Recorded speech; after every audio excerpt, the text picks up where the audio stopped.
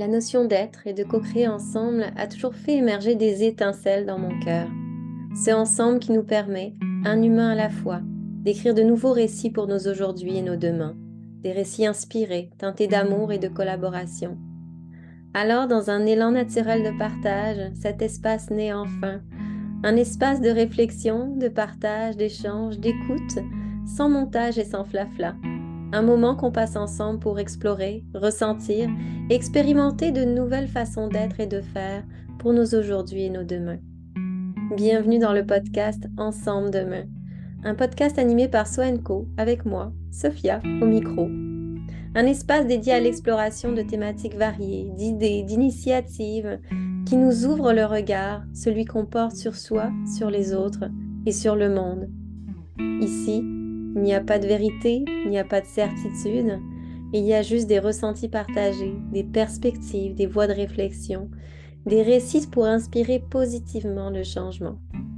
Parce que j'ai cette conviction profonde que c'est dans le ensemble, dans une démarche de connexion à la fois individuelle et collective, qu'on est en mesure de réimaginer le monde autrement. Un monde plus humain, plus juste, plus en santé, plus vivant.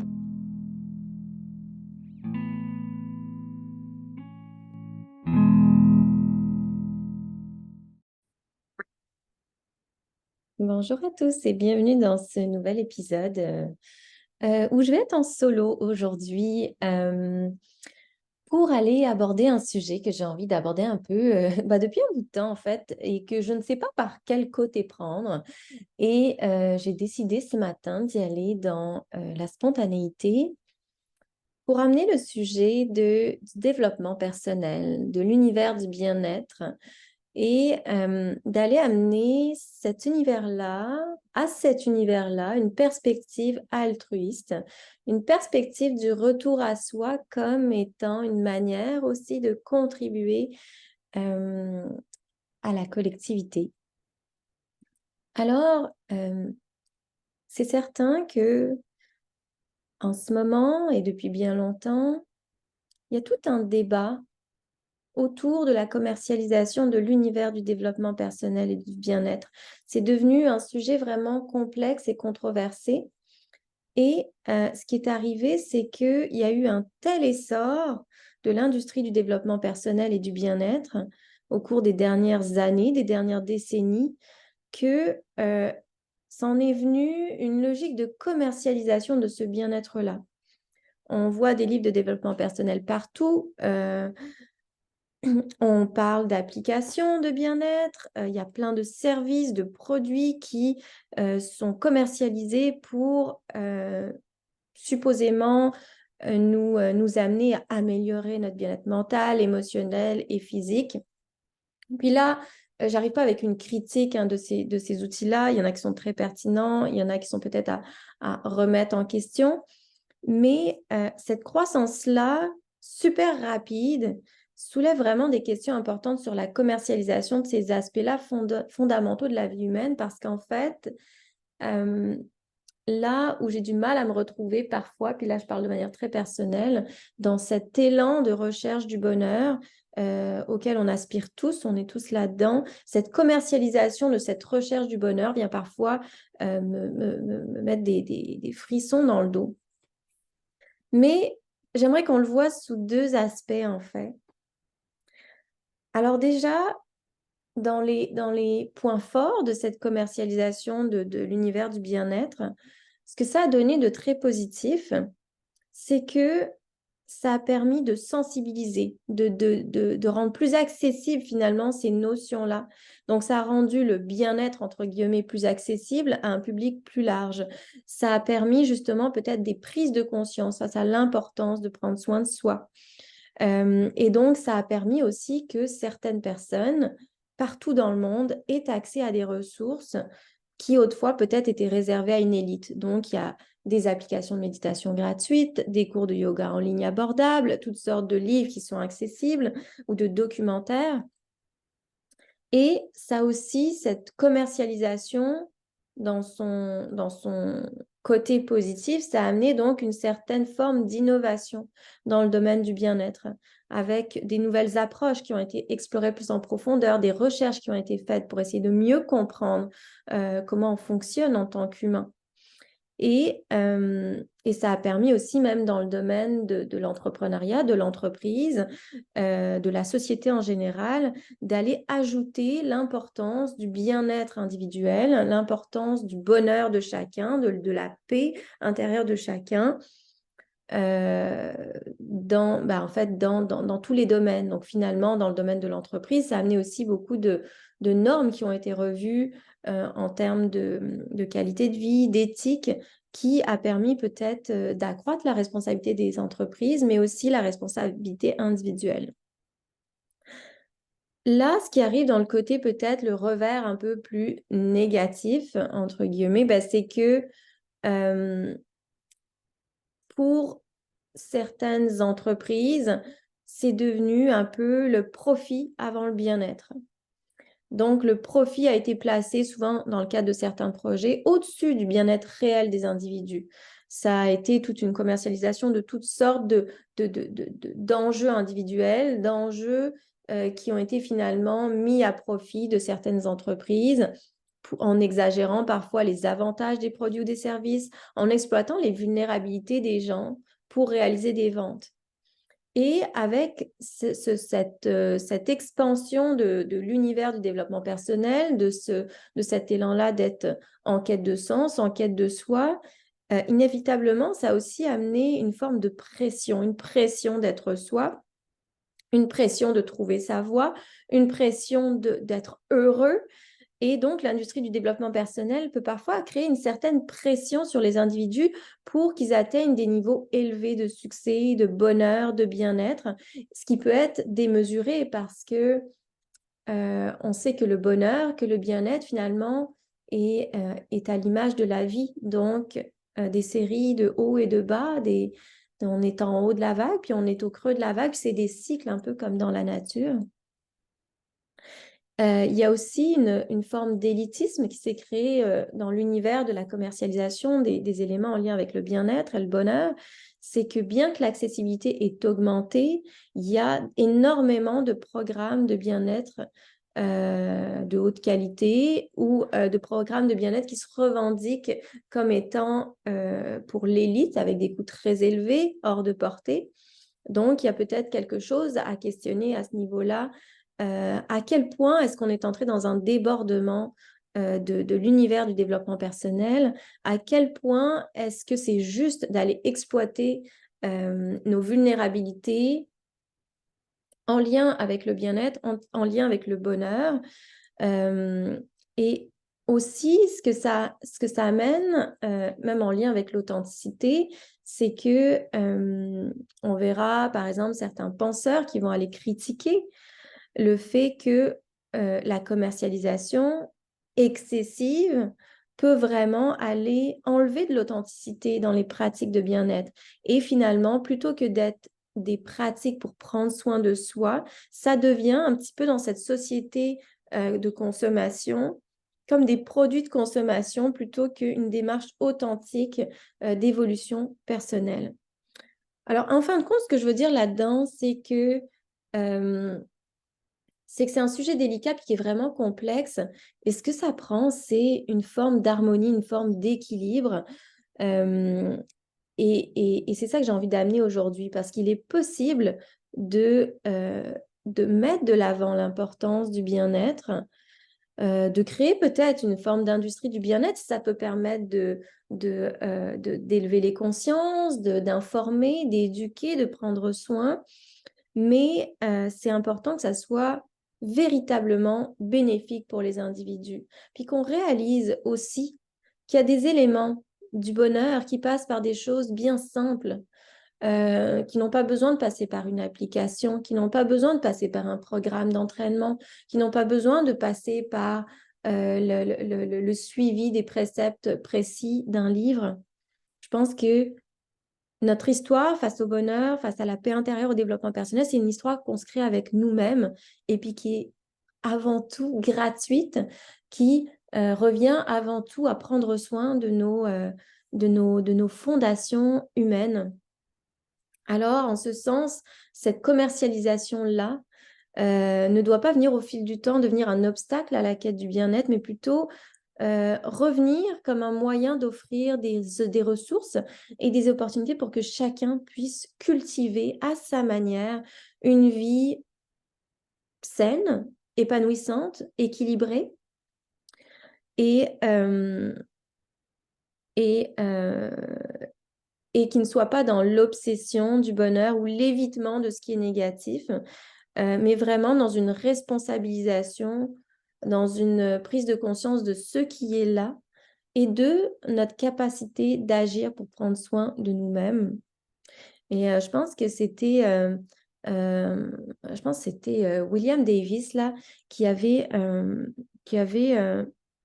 comme amené ce sujet-là autour de la commercialisation du bien-être et qui parlait du fait que c'est vraiment devenu une industrie lucrative.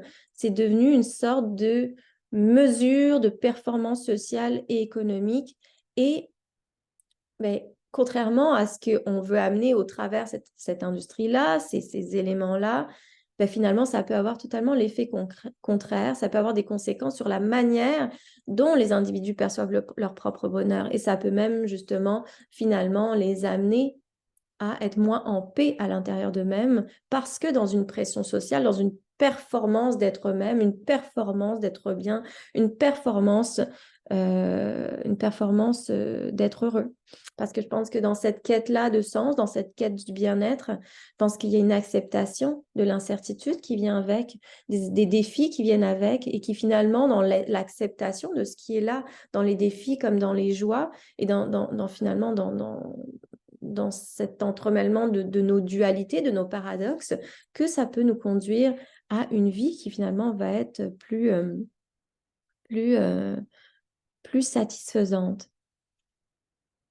Et finalement, pour revenir à l'essence du développement personnel et de la transformation collective, il y a plein de chercheurs, de penseurs, d'auteurs qui recommandent vraiment une approche plus équilibrée, de reconnaître que aussi le bien-être personnel ne doit pas être dissocié du bien-être collectif. Donc, de se tourner vers des pratiques du bien-être ou vers une perspective du bien-être qui favorise la connexion sociale, la compassion envers les autres et la prise de conscience des enjeux sociétaux. Donc, un peu comme je voulais l'amener au départ, et puis là, j'ai fait un long détour, mais d'amener le développement personnel, la quête de sens, la quête de soi, dans une perspective vraiment altruiste. On ne prend pas soin de soi égoïstement, on prend soin de soi pour être en mesure de mieux prendre soin des autres au travers ça. Et bon, là, peut-être que mon regard est biaisé, mais la méditation de pleine conscience, par exemple, est de plus en plus étudiée pour ses effets sur la compassion, sur l'engagement social, sur cette capacité à nous remettre dans un rapport de résonance avec nous-mêmes, un retour à nous-mêmes, un retour à notre corps pour être en mesure justement d'évoluer personnellement et aussi d'évoluer collectivement en renforçant notre connexion à nous-mêmes, mais aussi notre connexion aux autres et en encourageant cette réflexion-là sur les enjeux sociaux. Donc, je pense qu'en fin de compte, l'analyse de l'univers du développement personnel que j'essaie de faire de manière très grossière et non experte en ce moment, je trouve qu'elle est essentielle pour prendre conscience des dérives, puis être en capacité de se ramener à l'essence de ce qu'est la transformation personnelle, l'évolution personnelle et la transformation collective. Puis ça prend une réflexion approfondie, un retour à nos ressentis, une réflexion approfondie sur nos valeurs, sur l'éthique, sur la façon dont nos retours à nous-mêmes, nos pratiques du bien-être, nos pratiques vers le bonheur peuvent contribuer à un monde meilleur. Et ça revient aussi à l'épisode que je partageais sur les certitudes, puis qu'au-delà de nos certitudes, on s'ouvre sur un nouveau monde. cet épisode-là aussi, c'est pour revenir peut-être sur les certitudes qu'on a sur le développement personnel. Certains vont avoir la certitude que c'est commercialisé, que c'est une industrie, que c'est mauvais. D'autres vont avoir l'impression que c'est le Graal, que c'est là où il faut s'en aller. Mais ce que je veux nous amener, c'est à remettre en question chacun de notre côté nos certitudes pour aller voir qu'est-ce qu'il y a au milieu finalement. Qu'est-ce qui est bon à prendre d'un côté? Qu'est-ce que cette commercialisation a amené de bon? Comme je disais, le fait de peut-être amener des prises de conscience. Puis quelle dérive ça a amené? Puis où est-ce qu'on se positionne, nous, là-dedans? Puis comment est-ce qu'on ramène nos valeurs?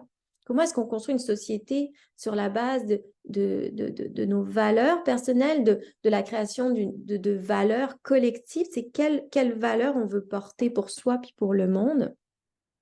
Ça ramène à un sujet que j'aborde beaucoup en lien avec Soenco, qui est le fait d'oser être soi-même et que finalement, cette révolution qu'on vit à l'extérieur de nous, ça commence par une révolution, et puis je mets le E entre parenthèses, une révolution, une évolution à l'intérieur de nous. Cette révolution d'oser être soi-même, de s'ouvrir à qui on est et ce que ça peut amener comme impact significatif sur la collectivité de plusieurs manières. Le fait de revenir à soi, de revenir dans nos valeurs, dans ce qui nous anime, dans ce qui nous met en joie, ça veut dire qu'on se met dans une posture où on devient inspiré. Et quand on est inspiré, on a, je pense, cette capacité naturelle à incarner l'exemple et donc à inspirer peut-être la personne à côté de nous, les personnes autour de nous, un collègue, une amie, un enfant, une communauté.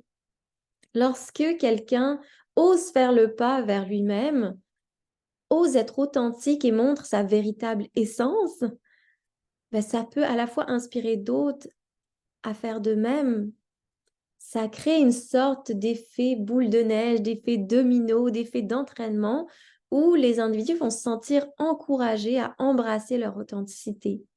Et ça, dans le collectif, ça contribue à une société où les gens sont plus authentiques envers eux-mêmes, sont plus en phase envers eux-mêmes, sont plus en adéquation avec leur sens. Et par le fait même, ça fait une société qui est plus épanouie, qui est une société qui est plus libre, qui est plus juste, qui est plus en capacité aussi d'entrer en connexion. Puis le fait justement d'oser être soi-même, puis d'oser être soi-même dans toutes nos différences, d'oser être nous-mêmes malgré les différences qu'il y a entre nous, ça permet d'entrer dans une célébration de la diversité. En célébrant notre unicité, on célèbre nos différences, on s'accepte tel qu'on est, on influence le domaine dans lequel on interagit et on contribue à créer une culture de diversité, d'inclusion. Et ça favorise dans le collectif, en plus de nous nourrir à l'intérieur, parce qu'on est en capacité finalement de s'épanouir tel qu'on est. Ça favorise une société où chacun se sent accepté, respecté, valorisé pour sa singularité, sa différence. La différence devient alors une force. La diversité devient une force qui porte l'individu et qui porte la société. Et par le fait même, lorsque les personnes partagent ouvertement leur expérience personnelle, mettent sur la table leur vulnérabilité, osent incarner leurs valeurs, leur lutte, ça peut aider à réduire toute la stigmatisation autour notamment justement de la santé mentale, des défis personnels, autour même de la perspective entrepreneuriale. Et donc, ça ouvre une voie vers une compréhension qui va être plus empathique des défis auxquels font face de nombreuses personnes. Et ça va créer une sorte d'ouverture les uns aux autres. Puis pour en venir souvent à la perspective entrepreneuriale que j'apporte, pourquoi oser être soi nous permet de porter des projets qui font sens et qui contribuent autant à nous-mêmes qu'à la société, c'est que je pense que les individus qui osent être eux-mêmes sont souvent dans une posture, en fait, on se place dans une posture en étant nous-mêmes, une posture où on est plus ouvert à soi, donc on est plus créatif, où on est plus innovant. Et cette singularité qu'on ose incarner, qu'on ose porter au monde, qu'on ose amener comme un cadeau, finalement, ce chemin qu'on marche pour soi et finalement qu'on marche conjointement avec les autres, ça fait que cette unicité-là qu'on apporte au monde peut conduire à de nouvelles idées, à des approches novatrices de certains enjeux, à des avancées dans divers domaines. Donc, ça crée une ouverture du regard, une ouverture de la sphère de tous les possibles, comme j'aime l'appeler. Et finalement, comme on va souvent le dire, ben, on devient des petits colibris qui font leur part et qui finalement contribuent à créer cette dynamique collective-là de prendre soin de soi et du monde. Et quand on se sent libre à l'intérieur de nous-mêmes, qu'on se sent libre d'être nous-mêmes, qu'on se sent authentique, qu'on se sent justement finalement aussi ouvert à une forme d'empathie, eh ben, ça renforce les liens communautaires. Puis là, on revient dans le ensemble. On est en capacité en tant qu'être humain, et là, ça pétille dans mon cœur quand je le dis, de se connecter plus profondément les uns aux autres en créant des communautés plus fortes et plus résilientes, que ça soit dans n'importe quel domaine. Imaginez-vous si on était en mesure d'être dans cette liberté intérieure et donc dans cette liberté-là tellement forte que ça nous ramène à notre joie, malgré les défis, que ça nous ramène à notre essence, que ça nous ramène à une liberté qui nous amène aussi à cette notion de responsabilité, parce que quand on est libre, on est responsable. Et quand on est responsable, on est en mesure de porter des actions significatives, éthiques, justes. Et donc, ça nous amène à cette notion de responsabilité sociale face au fait de revenir à soi, d'oser être soi, d'être authentique. Ça signifie aussi souvent vivre en accord, justement, comme je disais tantôt, avec nos valeurs personnelles et donc amener des nouvelles valeurs fortes pour la société. Et donc, ça peut conduire à un engagement qui est accru dans des causes sociales, environnementales, qui encouragent la responsabilité sociale et la participation citoyenne. Et là, sans entrer dans une commercialisation du bien-être collectif à nouveau, mais vraiment dans une promotion organique, naturelle, en incarnant qui on est, en étant dans notre authenticité, en acceptant nos joies comme nos défis, en embrassant notre vérité intérieure, eh ben, on est souvent plus ouvert, plus heureux, en meilleure santé. Et le bien-être individuel va contribuer au bien-être collectif parce que quand on est en santé, quand on est heureux, on va être amené dans cette dynamique à porter l'autre, à porter les autres, à porter le monde, à être dans cette interdépendance en créant des communautés qui vont être plus équilibrées et épanouies. Et finalement, ça nous amène dans toute une évolution culturelle où l'authenticité individuelle, cette capacité de revenir à soi, de revenir à soi, à nos valeurs, à nos certitudes, à remettre en question aussi, ça contribue à faire évoluer notre culture puis notre société dans son ensemble. Et les normes sociales viennent alors à évoluer pour refléter la diversité et la complexité des êtres humains. Et on le voit à quel point, si on parle de la santé mentale, par exemple, ou du bien-être dans la société, il y a une trentaine d'années, c'était à peine considérable. Il y avait quelques personnes qui en parlaient, mais ce n'était pas du tout la norme. Et là, on voit aujourd'hui comme on l'amène comme une nouvelle norme finalement. C'est une évidence. Le bien-être est une évidence. Le prendre soin dans le domaine de l'entreprise, dans le domaine de la société est une évidence. Et on essaie, dans cet élan-là, de faire évoluer les normes sociales pour aller refléter cette nouvelle perspective, justement, du retour à soi, du développement personnel, de l'importance du bien-être, dans une perspective qui est très altruiste, qui est très collective. Donc, en somme, oser être soi-même, s'ouvrir à qui nous sommes, peut avoir un impact puissant sur la collectivité en favorisant l'inspiration, l'acceptation, l'innovation, l'empathie, la responsabilité sociale, l'ouverture, la création d'une culture du bien-être où il y a de l'inclusion, où on est vraiment dans cette vérité, dans cette liberté, pas enfermé dans une nouvelle boîte commercialisée. Et c'est un acte de courage qui peut contribuer à la transformation positive de la société. Donc, pour moi, le retour à soi, c'est une clé de cette révolution altruiste qu'on est en train de vivre dans notre quête collective pour créer un monde plus juste, plus durable, plus solidaire. Il est parfois facile d'oublier que la révolution commence à l'intérieur de nous et que on a cette capacité de revenir à soi et finalement d'influencer le reste du monde positivement. Et le retour à soi, si on l'amène d'un point de vue de la psychologie, ça implique de se connecter avec ses émotions, ses valeurs, ses besoins profonds. Puis quand on est connecté à ses émotions, ses valeurs, ses besoins, quand on est dans ce processus d'auto-réflexion qui permet de mieux se comprendre et de développer une relation finalement plus saine avec soi-même, ben on est en mesure après de mieux être en mesure de comprendre l'autre, de saisir ses émotions, de les accepter. Et Socrate disait, connais-toi toi-même. Et cette connaissance de soi peut contribuer vraiment à une révolution altruiste, comme je dis tantôt, en nous rendant plus empathiques, plus ouverts envers nous-mêmes et envers les autres. En se comprenant mieux dans nos motivations et dans nos réactions, on cultive l'empathie. Et vous irez écouter l'épisode sur l'empathie. On cultive la bienveillance envers ceux qui nous entourent. Puis ça a été exploré même dans le domaine de la philosophie qui me passionne.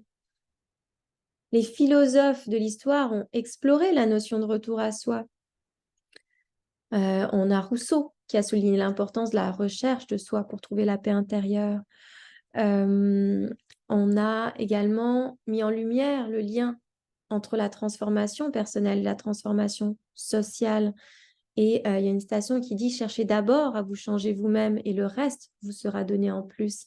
Puis là, quand je dis « changer », pour moi, changer, c'est plus revenir à qui on est et pas essayer de se changer, se transformer, se mettre dans un moule.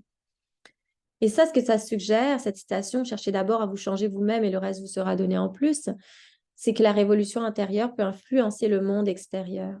Avec ce retour à l'intérieur, cette motivation intrinsèque qui se crée, ben, il y a quelque chose à l'extérieur de nous qui peut se créer aussi.